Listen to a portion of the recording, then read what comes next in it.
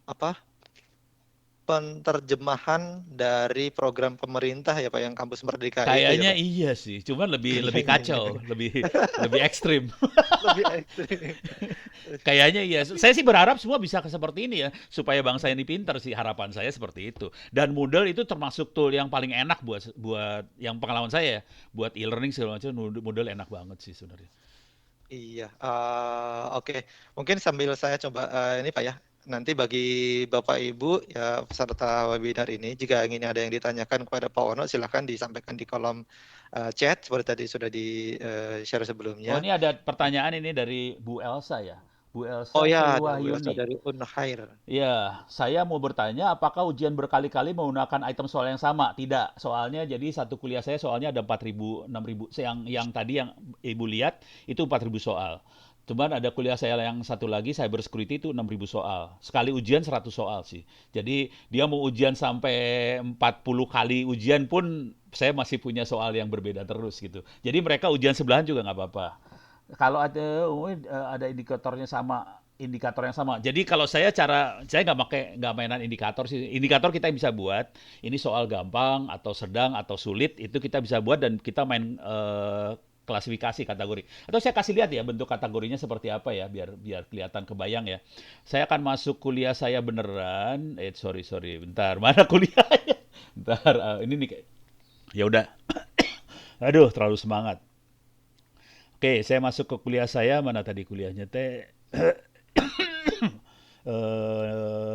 Big data itu kalau nggak saya masuk inilah kuliah saya big data sama data analisis. Ya udah. Oke, saya akan masuk ke sini bank soalnya langsung ya. Kalau kita masuk ke bank soal, nih, saya masuk ke bank soal di sini ada pertanyaan, ada kategori, ada import export. Nah, kalau pertanyaan kita langsung pertanyaan. Nah, yang sering kali tidak dipakai sama sebagian besar dosen dan guru adalah kategori. Dan saya sangat bermain di kategori ini sih sebenarnya. Jadi kalau kita pengen misahin indikasi, ini soalnya gampang, ini soal sedang, ini soal susah, kita bisa tambahin lagi. Jadi ini saya bikin klasifikasi dari soal. Ini tentang topik apa, topik apa, topik apa. Ini kelihatan ada jumlah soalnya ada berapa. Ini kebetulan kuliah tentang big data sama data science ya. Ini kelihatan jumlah soalnya ada berapa. Kalau yang ini soalnya totalnya sekitar 2.000-an soal sih yang ini. Nah, ini nanti kita bisa tambahin misalnya data science tentang data yang gampang, yang sedang, yang susah. Nanti kita bisa di waktu UAS kita bisa spesifikasi. Oke, saya pengen sekian soal yang gampang, sekian soal yang susah. Jadi kita bisa seperti itu juga sih sebenarnya. Tapi pertama kali kita harus main kategori seperti ini supaya kita bisa mengklasifikasikan soal seperti itu. Gitu, Bu. Ih, seru ya. Seru Pak, seru Pak.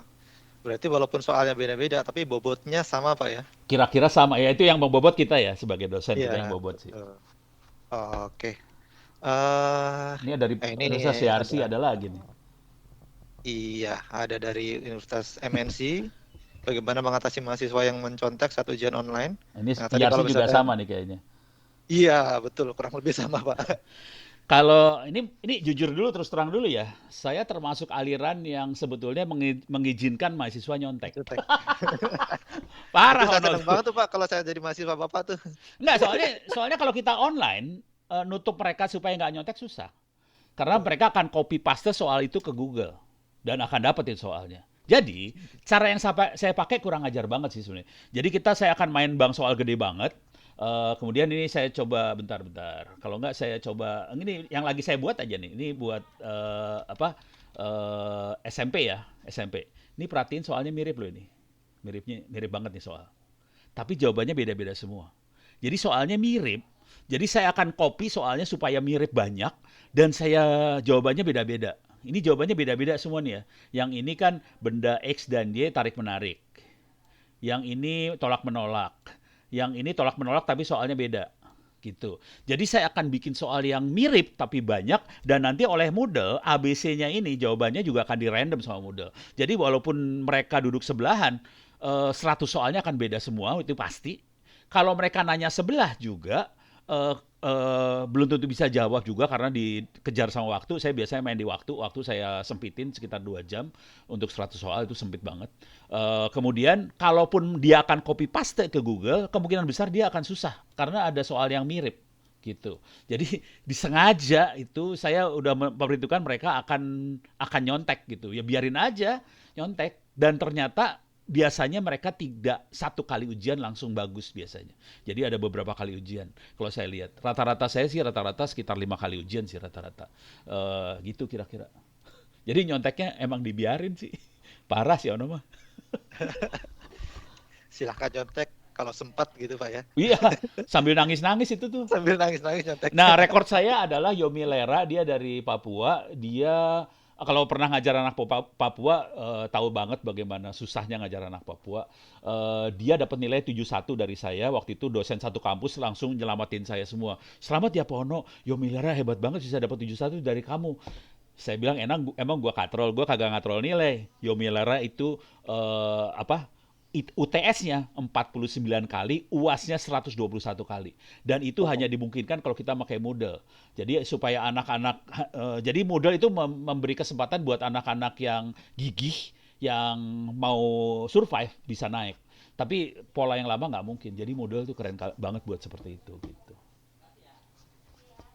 Oke, Ya. bagi Bapak Ibu sekalian, kalau misalkan kebetulan nanti di sesi terakhir dari Pak Poni akan menjelaskan lebih detail mengenai Moodle, dan Moodle bisa diapain aja sih gitu ya. Jadi nanti dari terakhir akan ada sesi dari Pak Poni mengenai penjelasan tentang Moodle. Nah, berikutnya nih Pak Ono ada pertanyaan dari Pak Nanang mengenai mekanisme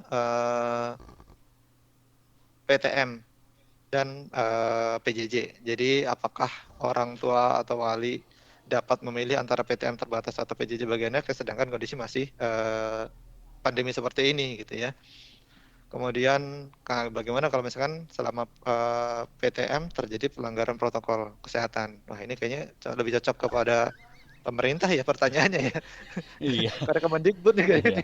Cuman kalau saya kebetulan kalau kami di kampus sih kita agak fleksibel ya. Kalau mahasiswanya berkeberatan datang, monggo lewat Zoom. Jadi waktu saya ngasih kuliah ada beberapa mahasiswa di depan saya, tapi Zoom tetap saya aktifkan, video conference tetap saya aktifkan. Udah gitu juga saya juga streaming ke YouTube live. Jadi semuanya bisa jalan sekaligus semua.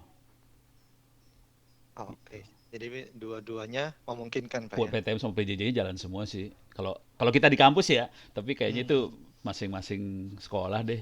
Iya. Nggak bisa Kebijakan masing-masing. Iya. Kalau kita kebetulan kita izinin semua sambil jalan, langsung dua-dua jalan sekaligus. Jujur sih, Oke. kita rekaman yang kita taruh YouTube dan sebagainya itu kita pakai buat ini sih, buat arsip supaya orang bisa lihat. Buat marketing lah, marketing. Sales. Oke. Nah, berkaitan dengan ya sekarang beberapa tahun belakangan ini, Pak, sambil nunggu ada pertanyaan lagi dari para peserta. Beberapa tahun belakangan itu ramai nih Pak mengenai komputasi awan atau cloud computing gitu ya. Di mana cloud computing itu butuh internet. Sedangkan di Indonesia seperti tadi ya, kendala utamanya paling besar adalah koneksi internet gitu. Nah, bagaimana Pak menyikapi, maksudnya dari dunia pendidikan sendiri, kalau dulu ada ungkapan kalau nggak ke laut aja gitu ya. Ke laut Ada aja. jokes gitu. Ya. Kalau nggak ke laut aja gitu. Nah, Ya. sedangkan koneksi internet di Indonesia masih keterbatasan gitu. Nah, bagaimana menyikapi hal itu Pak? Terutama untuk dunia pendidikan ya Pak ya.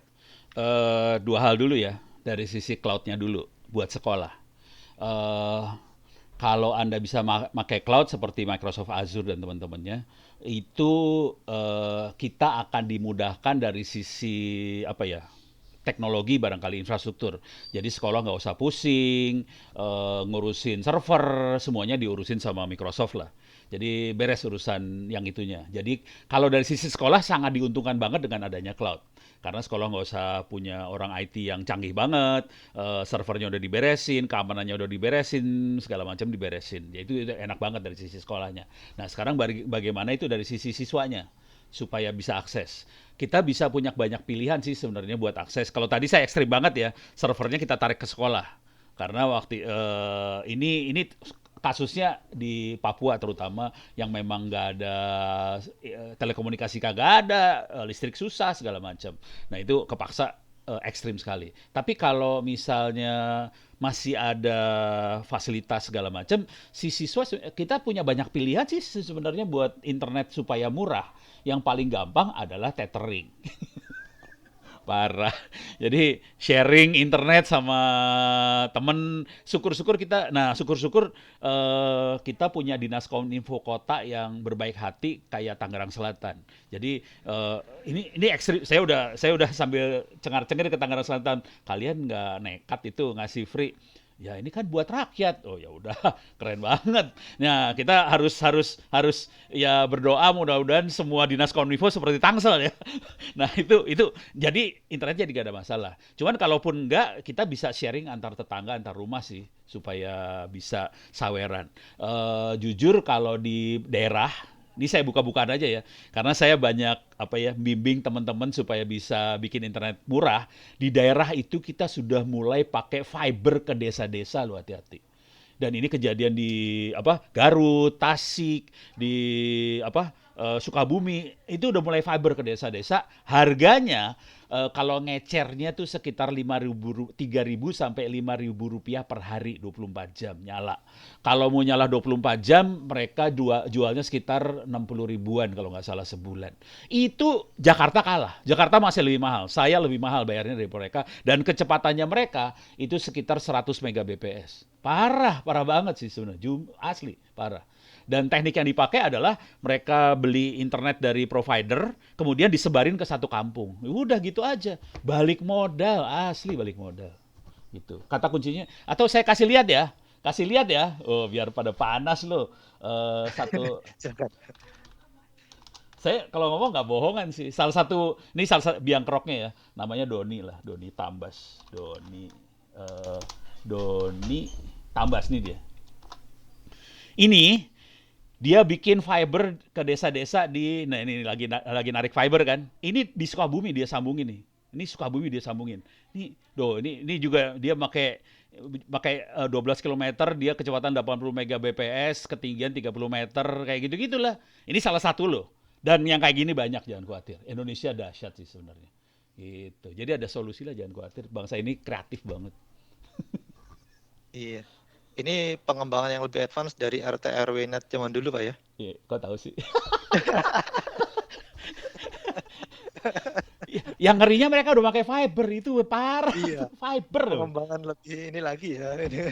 Bukan pakai Lama-lama penggorengan, dulu kan masih pakai penggorengan dia. Sekarang Penggorengan. sudah fiber, alah. Uh, Lama-lama itu telco provider internet provider yang keren-keren itu kalah, Pak ya? Enggak, mereka cari duitnya di kota ya. Jadi kayak Telkom dan teman-temannya kan di kota. Nggak banyak yang berani masuk ke desa, soalnya lebih banyak ruginya lah. Tapi teman-teman ya turunlah ke desa. Karena nggak dimasukin sama provider yang gede, desa jadi kosong kan. Jadi kosong namanya opportunity kan, kesempatan mereka masuk. Dan fiber itu semeter harganya 3.000 perak. Jadi murah banget sih, asli. Wah ini banyak pertanyaan loh ini. Iya. Ini ada Putu Deni Artawan. Ya. Ini saya pernah mengalami masalah saat ngajar kuliah online. Dilematis, Pak. Beliau dilematis karena wajib on cam, tapi banyak peserta didik yang berada di posisi yang blank spot internet, sehingga mau nggak mau harus off cam gitu ya. Nah, dan juga kebetulan sering ada pemadaman listrik. Ya. Iya. Kemudian pertanyaannya ini apa ya? Ini komentar ini kayaknya. Oh, komentar, Pak. Iya. Maaf. Tapi ada pertanyaan juga di atasnya dari Kalimantan atau apa tadi saya lihat sepintas. Dari Aceh Barat. BKPSDM Aceh. Untuk menginstal modul server di domain pemerintah go.id, kira-kira banyak nggak menguras memori dan servernya? Gini. Itu pengalaman yang di Tangerang Selatan Kota.go.id ya. Kebetulan kita bikin situs namanya, tapi mereka punya ini sih, saya kasih lihat lah. Mereka agak gila juga sih anak-anak itu. Ya temen semua sih. Ini ada Tangerang Selatan Kota.schid loh. Ini kacau nih. SCHID tapi Tangerang Selatan Kota. Terus ini ada domainnya SMP Negeri 24 apa segala macam. Nah, ini minta khusus ke Pandi ya, negosiasi ke Pandi, kita bisa dapat Tangerang Selatan Kota.schid. Nah, pertanyaannya akan menguras memori seberapa besar? Nah, yang jadi masalah cara kita ngajar.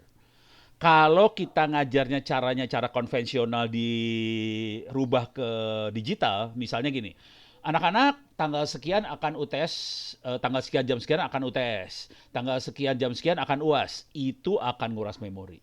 Pola yang saya pakai tadi kelihatannya kayak orang baik banget kan. Anak-anak silahkan ujian kapan aja, di mana saja, boleh dari mana saja, selama 1 semester. Itu tidak menguras memori. Kalau mau tahu, ini server yang saya pakai yang ini nih, yang jumlah mahasiswanya ada hampir 60.000 orang, servernya memorinya cuma 4 giga, 4 core, gitu. Kecil. Jadi tergantung caranya kita pakai Moodle sih sebenarnya. Gitu.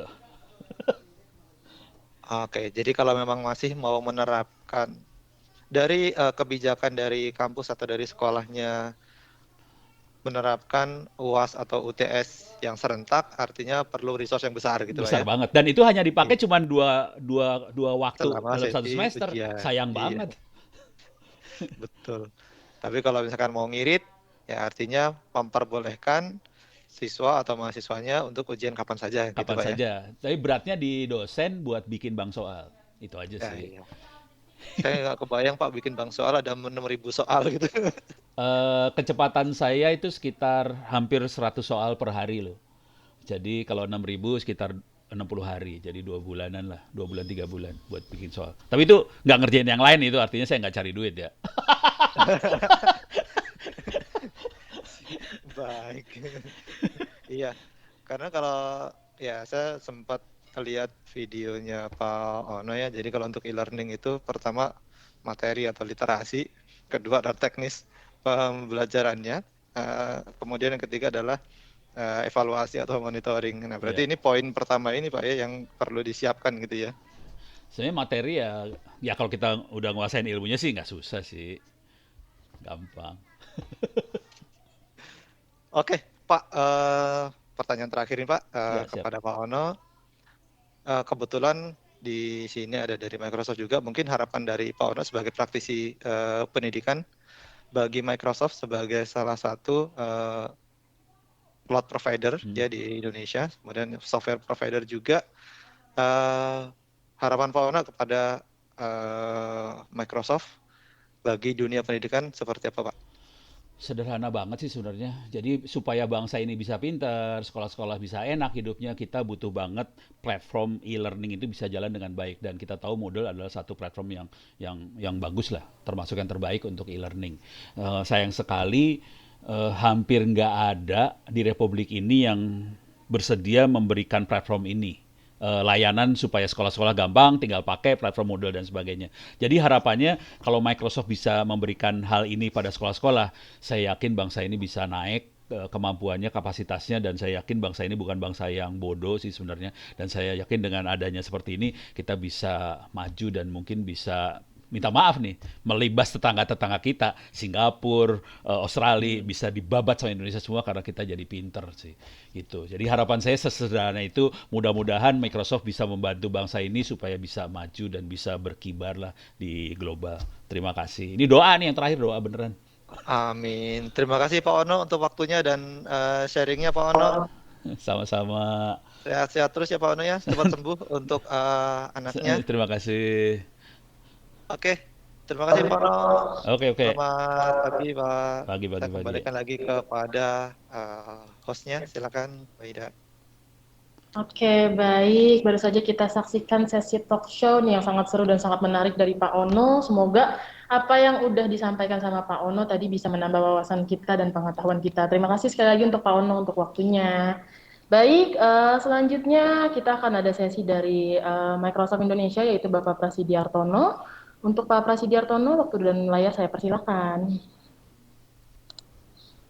Baik, terima kasih Pak Ono atas doanya. Terima kasih Pak Denny, Mbak Ida. Mohon izin saya coba share screen saya dalam waktu dekat. Mohon info kalau sudah terlihat. Baik, Pak Dito. Sudah terlihat ya? Ya, sudah terlihat. Baik. Semoga internet aman. Oke.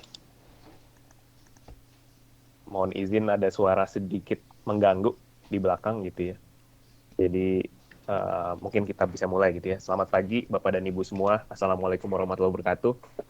Salam sehat dan sejahtera gitu ya. Semoga rekan-rekan Bapak dan Ibu selalu dalam keadaan sehat di tengah situasi pandemik yang kelihatannya malah makin runyam gitu ya. Senang sekali di pagi ini bisa bertegur sapa dengan Bapak dan Ibu semua ya. Jadi izin memperkenalkan diri, nama saya Prasidi. Saya bekerja di Microsoft Indonesia 3,5 tahun yang lalu gitu sebagai digital specialist untuk education. Mungkin dalam waktu 20 menit ke depan saya coba memaparkan sedikit ya tentang kerangka kerja transformasi pendidikan atau yang biasa kita sebut dengan education transformation framework. Nanti mungkin di sesi kedua saya coba sharing sedikit ya terkait dengan real use cases, terutama tadi setelah diskusi yang sangat menarik gitu ya dengan Pak Ono dan Pak Denny. Baik, kita mulai dari sisi educational institution, berbagai macam challenges atau tantangan. Kalau kita lihat mungkin ada banyak, tapi kita bisa simpulkan ada 5. Funding models ya, ketika institusi pendidikan dituntut untuk lebih memprovide banyak sekali value atau nilai, namun di sisi lain sumber pendanaannya semakin terbatas gitu ya, dari SPP, hibah, pendanaan penelitian, kemudian alokasi dari pemerintah. Kedua, terkait dengan government policies, kebijakan, data privasi, dan lain sebagainya. Yang ketiga, BYOD ya, atau yang kita sebut biasanya dengan bring your own device atau bring your own IT ya. Biasanya saat ini kalau kita lihat peneliti-peneliti memiliki akses ya, yang lebih banyak terhadap variasi dan juga volume data untuk dipakai untuk research ya, namun terbatas karena adanya kapasitas yang limited dari computing power. Unbundled education ya, tadi sempat di-mention juga ya, diskusi yang menarik dengan Pak Ono. Jadi pendidikan kapan saja dan di mana saja untuk menggunakan ujian tidak terbatas gitu, mengambil ujian beberapa kali. Itu sangat menarik ya, bagaimana edukasi itu bisa merubah cara siswa memandang mereka, cara memperoleh edukasi ya, dan juga mungkin memasarkan kapabilitasnya mereka gitu ya. Kemudian yang kelima, evolving student experience, expectation gitu ya. Jadi bagaimana pendidikan yang pasif telah bergeser. Saat ini generasi saat ini tumbuh sebagai peserta yang aktif untuk belajar ya. Jadi mereka juga ikut untuk membuat atau memengaruhi konten daripada hanya menjadi penerima yang pasif gitu ya. Nah, kalau kita lihat dari bisnis trendnya ya, ada banyak sekali ya, tapi mungkin reinventing credentials ya. Kalau kita lihat,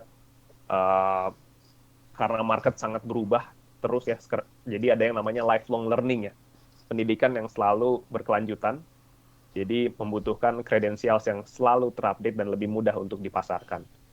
Kedua, analytics everywhere, big data sangat berkembang, bagaimana bisa meningkatkan kinerja, performance hasil dari institusi pendidikan dengan memanfaatkan data yang ada gitu.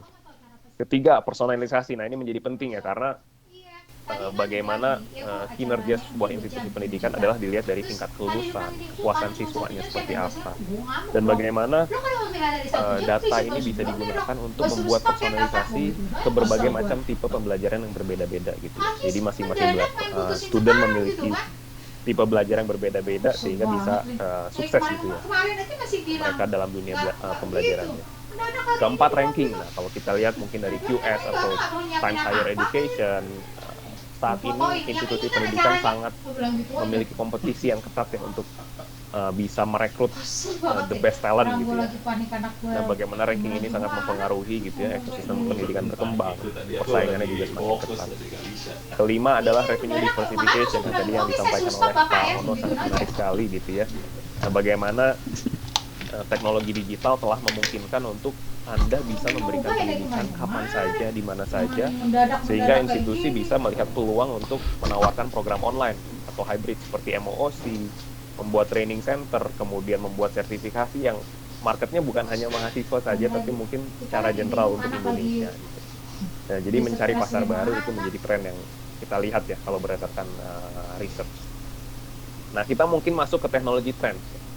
ada digital credentials, predictive analytics, kemudian metode pembelajaran beberapa sudah mulai mengimplementasi yang namanya VR atau AR. Kalau kita lihat ada metaverse ya yang lagi in saat ini. Bagaimana VR atau AR bisa meningkatkan experience dari mahasiswa atau student itu sendiri untuk bisa mengalami pembelajaran atau mungkin penelitian yang lebih meaningful gitu. Next generation SIS, Student Information System, ya, itu merupakan core dari pembelajarannya itu sendiri ya, bagaimana mahasiswa bisa mengakses aplikasinya kapanpun, dimanapun, dan tidak ada downtime ya, selalu uptime, apalagi pada saat ujian gitu ya. Jadi bisa mendukung pembelajaran, dan sementara cost atau biayanya juga harus hemat. Yang kelima adalah trennya teknologi adalah AI Conversational Interface, atau mungkin bahasa mudahnya chatbot ya. Jadi mungkin kalau setiap tahun mungkin pertanyaan dari mahasiswa itu mirip, jadi cara machine learning bisa dilatih ya untuk melakukan ibaratnya chatbot dengan teaching assistant. Nah, terkait dengan Microsoft ya, kalau kita lihat Bapak dan Ibu sekalian, saat ini kita tuh sedang hidup ya di masa yang paling indah karena teknologinya progresnya sangat mencengangkan gitu ya. Belum pernah ada sebelumnya kecepatan inovasi yang sangat cepat dibandingkan dengan saat ini. Namun implikasinya untuk siswa dan terutama universitas yang mempersiapkan siswanya tentu sangat tinggi sekali ya. Jadi mahasiswa perlu cek dan juga recheck atau enggak kurikulumnya juga terus harus di-refine terkait dengan skills yang dibutuhkan di dunia pekerjaan atau industri. Nah, mengapa nih Microsoft sangat peduli terhadap edukasi gitu? Kalau kita lihat trennya kan STEM, talent is important ya, science, technology, engineering, math, art ya. Jadi untuk menunjang revolusi industri 4.0 tentu STEM itu menjadi key gitu ya. Nah, kalau kita lihat baca dari quote-nya CEO Microsoft, Satya Nadella di bukunya Hit Refresh, kalau Bapak dan Ibu sempat membaca, beliau mengatakan spesifik untuk edukasi bahwa it is about the economic future of today's youth ya. Jadi revolusi industri 4.0, the way Microsoft peduli adalah untuk empower every person, every organization on the planet to achieve more. Dan education merupakan key untuk mengenable atau mengempower anak-anak kita di masa mendatang. Ini yang membuat kita sangat peduli terhadap pendidikan. Nah, tentu pertanyaannya adalah apakah kita semua ready gitu ya terhadap perkembangan digital yang ada saat ini dengan metaverse dan lain sebagainya gitu ya. Jadi transformasi digital pada intinya selalu mereimagine bagaimana kita semua bisa membawa 3 area ya. People, kemudian data, kemudian proses untuk meningkatkan value added tambahan bagi market gitu dari sisi mahasiswa maupun parents, dan juga menjaga competitive advantage Anda di dunia yang serba digital. Oleh sebab itu, kami memiliki kerangka kerja yang bernama Education Transformation Framework, ya, ETF singkatnya. Jadi ETF ini adalah suatu kerangka kerja yang bisa Anda manfaatkan gitu ya untuk menunjukkan bagaimana emerging technologies seperti AI, kemudian machine learning, kemudian VR, AR, bisa mendukung pendekatan-pendekatan baru ya dari 3 hal. Satu, student success dan juga life cycle management, mengelola kesuksesan murid Anda ya. Kemudian yang kedua, teaching, learning dan juga research. Kemudian yang ketiga adalah connected campus, atau yang kita sebut bagaimana infrastruktur fisik dan juga digitalnya efisien dan juga efektif. Tujuannya apa? Jadi ETF ini membantu kita semua yang bergerak di bidang pendidikan untuk membangun strategi dalam transformasi digital di edukasi dengan view yang holistik dan juga long term ya, dari fase 1, fase 2 hingga ke depannya gitu ya. Mari kita bahas satu-satu ya. Yang pertama, student success dan juga life cycle management ya. Di bagaimana mentransformasi Anda dalam merekrut murid atau mahasiswa, dari kemudian menjaga atau meretain muridnya, kemudian sampai muridnya lulus ujian atau lulus jurusan tersebut, sampai mereka menjadi alumni.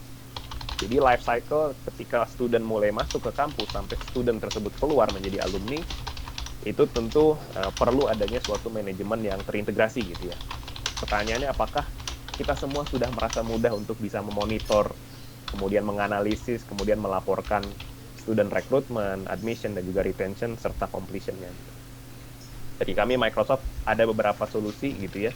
Dengan predictive analytics dan juga CRM dengan Dynamics, kami bisa membantu kampus untuk bisa merekrut student yang terbaik sampai memanage alumninya. Jadi mungkin untuk kebutuhan donatur gitu ya, ke alumni atau mungkin dana hibah ke alumni-alumni yang sudah bekerja itu menjadi suatu sumber pemasukan yang baru juga. Mari kita masuk yang kedua, yakni teaching, learning, dan juga research. Nah, jadi bagaimana visi Anda sudah mempertimbangkan skills yang dibutuhkan di masa mendatang gitu ya. Learning management system merupakan suatu solusi yang utama gitu ya di teaching, learning, dan juga research tadi yang disampaikan oleh Pak Ono juga. Bagaimana LMS merupakan key pada saat PJJ saat ini. Kemudian learning spaces, kemudian research-nya juga bagaimana peneliti-peneliti juga bisa memiliki keamanan atau security dari sisi menjaga hak intelektualnya mereka gitu ya. Nah ini semua menjadi ekosistem teaching, learning, dan research. Kami memiliki Moodle ya untuk LMS yang tentu PCman merupakan Moodle Certified Partner yang juga bisa dikombinasikan dengan beberapa platform Microsoft, terutama Microsoft 365 dan Azure. Kemudian Future Ready Skills, Microsoft sendiri kami memiliki kurikulum untuk di masa depan gitu ya. Jadi kalau untuk rekan-rekan ingin mengembed kurikulum digital, silakan datang masuk ke microsoftlearn.com. Di situ sudah lengkap kurikulum yang lengkap dari sisi aplikasi, DevOps, digital, kemudian AI, machine learning, data, IoT, dan lain sebagainya itu sudah lengkap. Academic research juga sudah ada. Nah ini salah satu contoh ya, salah satu jurusan engineering di Jepang, mereka menggunakan Moodle untuk e-learningnya mereka gitu ya, untuk distance learning. Namun karena banyak sekali penggunaan video di dalam e-learningnya, dan waktu itu mereka running platformnya itu masih on-premise, ternyata pada saat exam aplikasinya downtime ya. Jadi ketika seiring penambahan jumlah mahasiswa, kampus tersebut memiliki capacity dan juga scalability problems ya. Dan juga bahkan ada serangan cyber. Nah solusinya waktu itu mereka memutuskan untuk memindahkan e-learningnya dengan Microsoft Azure. Jadi ketika mereka migrasi, mereka bisa mengurangi waktu yang dibutuhkan ya untuk mengubah yang dulunya kuliah tatap muka menjadi kuliah online dengan seiring penambahan jumlah mahasiswa karena provisioningnya sangat mudah dan bisa scale up secara cepat gitu ya. Mari kita masuk ke pilar yang ketiga, yakni connected campus ya. Jadi bagaimana Anda, for example, dapat merespon terjadinya serangan cyber attack gitu ya. Mungkin pada saat exam terjadi serangan DDoS gitu ya. 10 juta hit yang mengakibatkan aplikasinya berjalan lemot, atau mungkin ada potensial kebocoran data personalnya mahasiswa, nilai, dan lain sebagainya yang tentu bisa mengancam reputasi kampus itu sendiri ya. Nah ini merupakan salah satu yang kami prioritaskan juga ya, security menjadi yang prioritas bagi kami.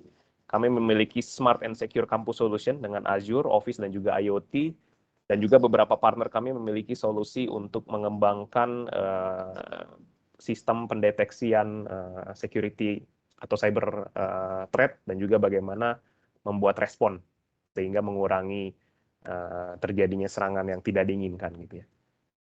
So itu 3 pilar untuk kerangka kerja transformasi pendidikan yang semoga bisa bermanfaat bagi Bapak dan Ibu. Jadi secara summary bagaimana Microsoft bisa membantu Bapak dan Ibu, tentu dari produk dan service kita, programs dan juga sertifikasi yang banyak sekali. Bapak dan Ibu bisa masuk ke aka.ms/traincert poster, banyak sekali program-program juga untuk voucher untuk mengambil exam, private dan public partnerships, kami juga open, dan juga thought leadership. Kebetulan kami ada industri eksekutif khusus buat education, kami bisa bekerja sama juga dan bisa support rekan-rekan semua. So, framework yang tadi kami sampaikan sudah available juga secara publik ya, ada di ETF aka.ms, ini ya linknya, ETF HE Higher Education. So mungkin itu dari sisi fase yang pertama gitu ya. Nanti mungkin saya izin fase yang kedua gitu ya, bagaimana use case-nya yang ada gitu ya dari teknologi atau platform Microsoft sendiri untuk diterapkan dari kerangka framework yang tadi gitu ya. Secara sederhana Bapak Ibu, untuk mentransformasi digital suatu entitas pendidikan gitu ya, tidak jauh-jauh dari 4 pilar ini gitu ya. Bagaimana kampus atau institusi bisa, pilar pertama engage customers. Dalam hal ini customer-nya adalah parents, dan juga mahasiswa gitu ya. Kedua, transformasi produk. Produknya mungkin dari masing-masing institusi ada yang berbeda ya, ada fokus di kuliah komputer, ada yang fokus di kuliah bisnis, ada yang fokus di kuliah pertanian, dan lain sebagainya. Bagaimana transform di era PJJ saat ini. Kemudian yang ketiga, empower people. People dalam hal ini berarti dari sisi dosen, dari sisi staff, dan lain sebagainya. Yang keempat adalah optimize operations. Bagaimana operasional sehari-hari expenditure-nya bisa lebih hemat dan juga menunjang kebutuhan dari sisi digital demand yang ada gitu ya. Nah, dari pilar-pilar digital transformasi tersebut, kami membantu dengan yang namanya Microsoft Cloud ya. Tadi sempat disinggung Microsoft Cloud apa sih gitu ya. Mungkin ini hanya gambaran payung besarnya ya Bapak dan Ibu. Microsoft Cloud itu ada banyak sekali.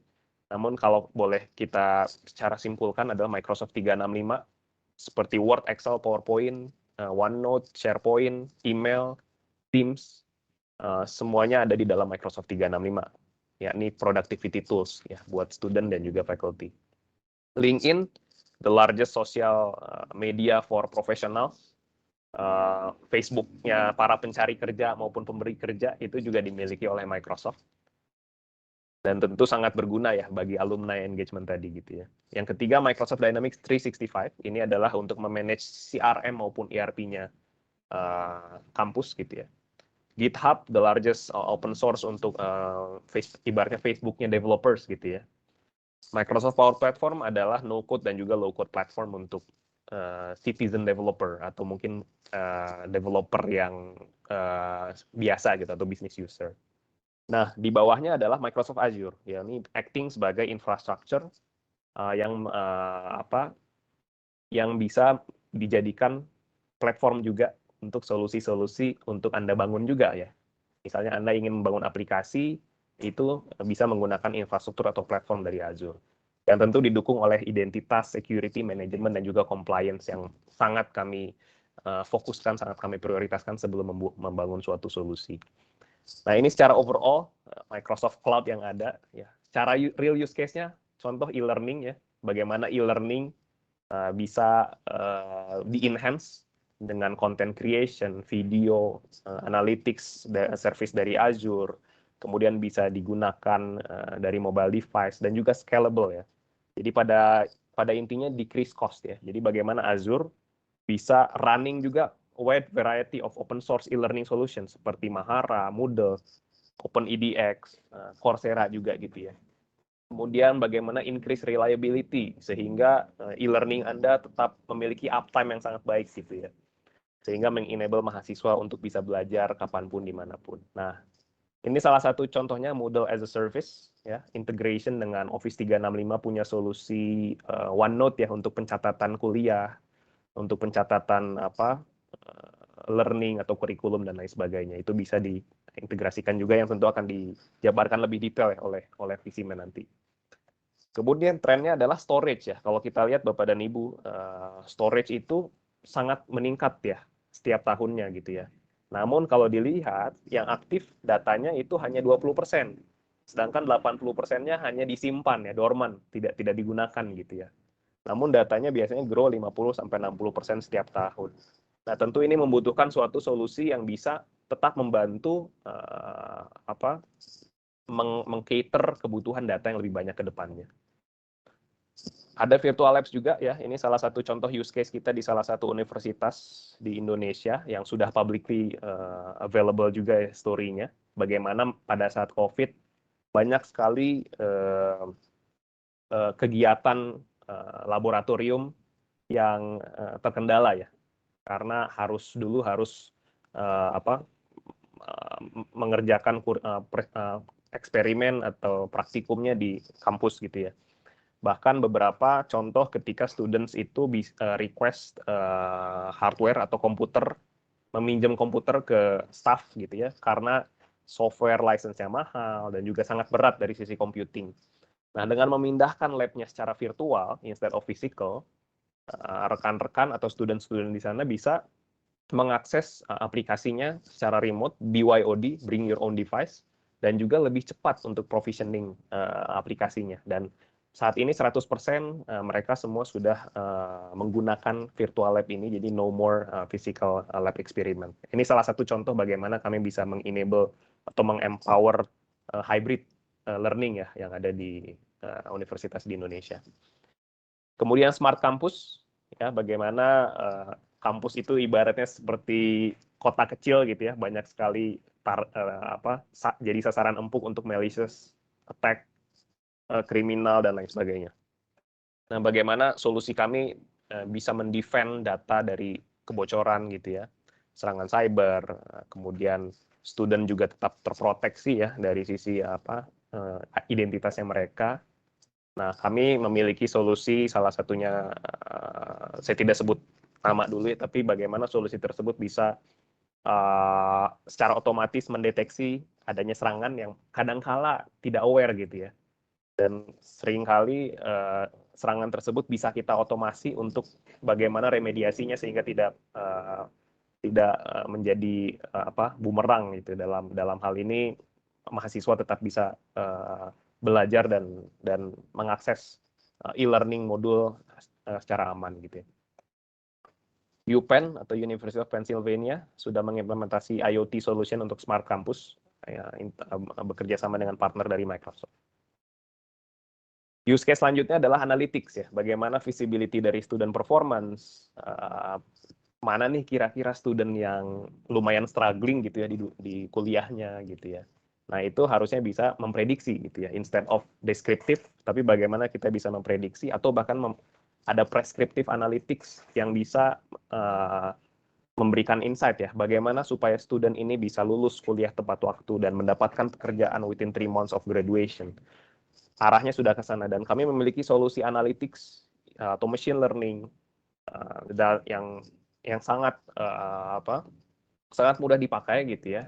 Selama Anda memiliki data source yang banyak, kami bisa melakukan training data sehingga data tersebut bisa memberikan nilai tambah. For example, alumni relationship-nya lebih kuat, alumni bisa memberikan donasi, for example. Kemudian personalized learning, kemudian student juga bisa lebih engage ya tadi bagaimana mereka lebih semangat atau mungkin lebih memiliki engagement yang lebih tinggi, enrollment-nya juga meningkat dengan data-data yang Anda miliki saat ini. Kami bisa membantu itu. Sebagai contoh, salah satu sekolah di Seattle, Tacoma School, graduation rate-nya mereka itu hanya 55% ya. Dengan menggunakan kapabilitas machine learning, SQL, Power BI kami dengan visualisasi segala macam, mereka bisa meningkatkan graduation rate-nya dari 55% menjadi 78%. Karena mereka memiliki data yang tidak mereka gunakan untuk membangun value added atau insight gitu ya. Mereka membangun personalized learning ke masing-masing student yang berbeda-beda tipe belajarnya, sehingga meningkatkan student engagement juga gitu ya. Jadi itu salah satu contoh bagaimana platform dari kami bisa dimanfaatkan oleh Bapak dan Ibu semua untuk bisa tadi ya, mengejawantahkan education transformation framework yang 3 pilar tadi. Mungkin itu demikian sedikit pemaparan dari saya yang semoga bisa berguna bagi Bapak dan Ibu semua. Jika ada pertanyaan atau feedback atau komen, feel free, mohon infonya saya kembalikan ke Bu Ida selaku moderator. Terima kasih. Baik, terima kasih Pak Rasidi untuk informasinya. Nanti untuk jika ada pertanyaan bisa langsung sampaikan di kolom chat aja ya Bapak Ibu semuanya. Baik, kita langsung ke sesi berikutnya aja nih. Sesi berikutnya pengennya sih langsung presentasinya Pak Poni, cuman biar Bapak Ibu semangat, saya mau ada ice breaking dulu. Ice breakingnya itu kita akan lakukan tebak gambar Bapak Ibu. Nanti untuk tebak gambar ini akan ada hadiah jika jawaban